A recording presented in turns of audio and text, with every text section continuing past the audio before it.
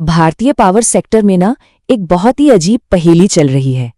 एक तरफ तो ये है कि देश के लगभग हर कोने में, हर घर में बिजली पहुंच चुकी है, और दूसरी तरफ इस सेक्टर की कंपनियों में पैसा लगाने वालों के पोर्टफोलियो में घना अंधेरा छाया हुआ है। आखिर ये रोशनी और अंधेरे का खेल है क्या? चलिए आज इसी की तह तक चलते हैं।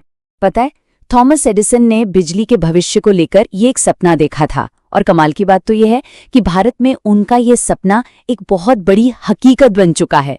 देखिए कैसे। आज की तारीख में भारत के करीब करीब 99.6% घरों तक बिजली की पहुंच है। मतलब एक बहुत बड़ा बाजार है, जबरदस्त डिमांड है, सब कुछ तो एकदम परफेक्ट लग रहा है ना? तो फिर ये क्या है? इतनी जबरदस्त पहुंच और मांग के बावजूद पिछले कुछ सालों में पावर सेक्टर के स्टॉक्स 50% से भी ज्यादा टूट गए। यही तो वो विरोधाभास है, वो पहेली है जिसे हम आज सुलझाने वाले हैं। तो ये रहा हमारा आज का रोड मैप। हम इस पूरे रहस्य को परत दर परत खोलेंगे और देखेंगे कि असल में गड़बड़ कहाँ है। ठीक है, तो चलिए इस कहानी में थोड़ा और गहराई से उतरते हैं। हमारे घरों में जो स्विच ऑन करते ही बिजली जल उठती है ना, उसका सफर बहुत लंबा और काफी उलझा हुआ होता है। देखिए, इस सफर के 3 मेन पड़ाव हैं। पहला, उत्पादन यानी जेनरेशन, जहां बिजली बनती है। दूसरा, ट्रांसमिशन, जहां उसे एक पावर हाईवे पे दौड़ा के पूरे देश में भेजा जाता है। और तीसरा, वितरण यानी डिस्ट्रीब्यूशन, जहां से वो हमारे घरों तक पहुंचती है। और एक बात याद रखने वाली है, अगर इस सफर की एक भी कड़ी कमजोर हुई ना, तो पूरा का पूरा सिस्टम चरमरा जाता है।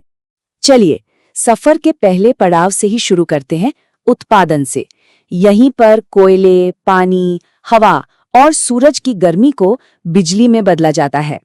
तो हम अभी पहले पड़ाव पर हैं और यहीं हमें हमारी पहेली का पहला सुराग मिलने वाला है। डिमांड तो बहुत मजबूत है, पर यहाँ कुछ है जो अटक गया है। और ये रहा वो पहला सुराग। जरा सोचिए, लगभग 40 से 45 गीगावाट की रिन्यूएबल एनर्जी परियोजनाएं, जिनकी बोलियां तक लग चुकी हैं, वो बस ठप पड़ी हैं, काम ही आगे नहीं बढ़ पा रहा है। ऐसा इसलिए है क्योंकि उनके पीपीए यानी कि पावर परचेज एग्रीमेंट साइन नहीं हुए हैं। अब ये पीपीए क्या है? आसान भाषा में समझें तो ये एक पक्का सौदा है जो तय करता है कि बिजली कौन खरीदेगा, कितनी खरीदेगा, किस दाम पर खरीदेगा और कितने सालों तक खरीदेगा। इस एक कागज के बिना करोड़ों का प्रोजेक्ट बस एक आइडिया है, हकीकत नहीं। अब उत्पादन में ही एक और चुनौती देखिए। पहले सोलर और विंड पावर का एक ही मसला था कि वो भरोसेमंद नहीं थी। मतलब हवा चलेगी या धूप होगी तभी बिजली बनेगी। अब इसका हल निकल आया है, FDRE, यानी ऐसी रिन्यूएबल एनर्जी जिसमें स्टोरेज की सुविधा भी हो, ताकि जरूरत के समय बिजली मिल सके। लेकिन इस भरोसे की एक कीमत है। स्टोरेज से प्रोजेक्ट की लागत बढ़ जाती है, जिससे पहले जो रिटर्न बहुत आकर्षक लगते थे, अब उतने नहीं रहे। चलिए अब बिजली के सफर के दूसरे पड़ाव पर आते हैं, ट्रांसमिशन। इसे बिजली का नेशनल हाईवे समझिए, जिसका काम है पैदा हुई बिजली को देश के एक कोने से दूसरे कोने तक पहुंचाना। तो अब हम हैं इस बिजली के हाईवे पर, और यहां हमें एक बहुत बड़ा ट्रैफिक जैम दिखाई दे रहा है। असली दिक्कत है तालमेल की। पावर प्लांट लगाने की रफ्तार, खासकर रिन्यूएबल एनर्जी में, बहुत ज्यादा तेज रही है, लेकिन उस बिजली को ले जाने वाले हाईवे यानी ट्रांसमिशन लाइनें उतनी तेजी से नहीं बन पाईं। कभी जमीन मिलने में देरी, कभी सरकारी मंजूरियां और कभी मॉनसून, इन सब ने रफ्तार को धीमा कर दिया है। और इस जाम का असर एक चेन रिएक्शन की तरह पूरी इंडस्ट्री पर पड़ता है। ट्रांसफार्मर जैसे जरूरी उपकरण मिलने में एक साल लग रहा है। जो उपकरण बन भी गए हैं वो डिलीवर नहीं हो पा रहे क्योंकि साइट ही तैयार नहीं है। नतीजा, बनाने वालों का पैसा बाजार में फंस जाता है और उनका कैश फ्लो बुरी तरह से प्रभावित होता है। और अब हम पहुंच गए हैं सफर के अंतिम और सबसे नाजुक हिस्से पर, वितरण। ये वो पड़ाव है जहां बिजली हमारे घरों तक पहुंचती है और जहां से पैसा वापस सिस्टम में जाना चाहिए। तो हम हैं आखिरी पड़ाव, वितरण पर, और यहीं पर होता है सिस्टम का सबसे बड़ा लीकेज। इस लीकेज को AT&C लॉस से मापा जाता है। आसान भाषा में समझें तो ये इस बात का हिसाब है कि अगर 100 रुपए की बिजली भेजी गई तो वापस कितना पैसा आया। जो बीच का पैसा है वो बिजली चोरी, बिलिंग की गड़बड़ियों और राजनीतिक वजहों से सस्ती बिजली देने में लीक हो जाता है। हालांकि स्मार्ट मीटर जैसे सुधार हो रहे हैं, पर उनकी रफ्तार भी अभी धीमी है। तो अब हमारे पास सारे सुराग हैं, उत्पादन में अटके प्रोजेक्ट्स, ट्रांसमिशन में ट्रैफिक जैम्स और वितरण में लीकेज। तो क्या ये दर्द स्थायी है या फिर ये बस कुछ समय की बात है?